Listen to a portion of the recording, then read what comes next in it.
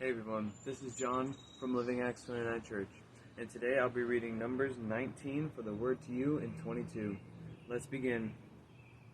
The Lord said to Moses and Aaron, This is a requirement of the law that the Lord has commanded. Tell the Israelites to bring you a red heifer without defect or blemish, and that has never been under a yoke. Give it to Eleazar, the priest. It is to be taken outside the camp and slaughtered in his presence. Then Eleazar, the priest, is to take some of the blood on his finger and sprinkle it 7 times towards the front of the tent and tent of meeting. While he watches, the heifer is to be burned if it's hide, flesh, blood, and offal. The priest is to take some cedar wood, hyssop, and scarlet wool and throw them onto the burning heifer.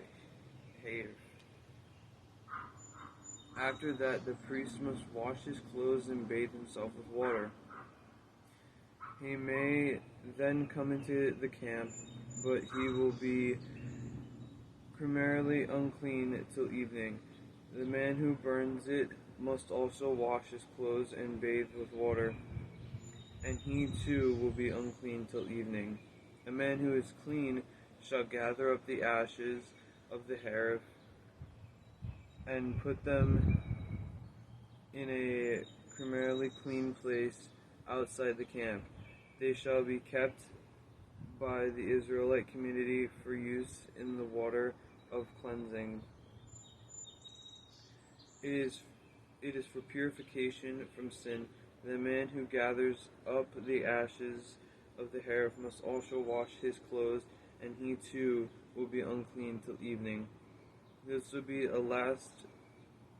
lasting ordinance both for the Israelites and for the aliens living among them.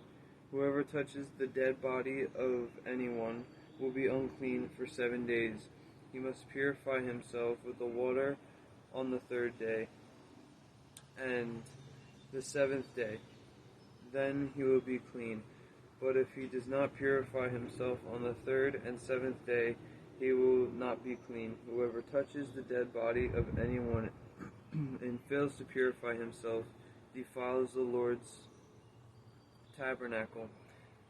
That person must be cut off from Israel, because the water of cleaning has not been sprinkled on him. He is unclean. His uncleanliness remains on him.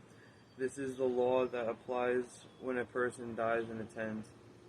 Anyone who enters the tent and anyone who is in it will be unclean for 7 days, and every open container without a lid fastened on it will be unclean. Anyone out in the open who touches someone who has been killed with a sword, or someone who has died a natural death, or anyone who touches a human bone or a grave will be unclean for 7 days. For the unclean person, put some ashes from the burned purification offering into a jar and pour fresh water over them. Then a man who is criminally clean is to take some hyssop, dip it in the water, and sprinkle the tent and all the furnishings and the people who were there. He must also sprinkle anyone who has touched a human bone or a grave, or someone who has been killed, or someone who has died a natural death. The man who is clean is to sprinkle the unclean person on the 3rd and 7th days. On the 7th day, he is to purify him. The person being cleansed must wash his clothes and bathe with water, and that evening he will be clean. But if a person who is unclean does not purify himself, he must be cut off from the community, because he has defiled the sanctuary of the Lord. The water of cleansing is not been sprinkled on him, and he is unclean. This is a lasting ordinance for them. The man who sprinkles the water of cleansing must also wash his clothes, and anyone who touches the water of the cleansing will be unclean till evening. Anything that an unclean person touches becomes unclean, and anyone who touches it becomes unclean till evening. Thank you for joining me today. Come back tomorrow for Numbers 20.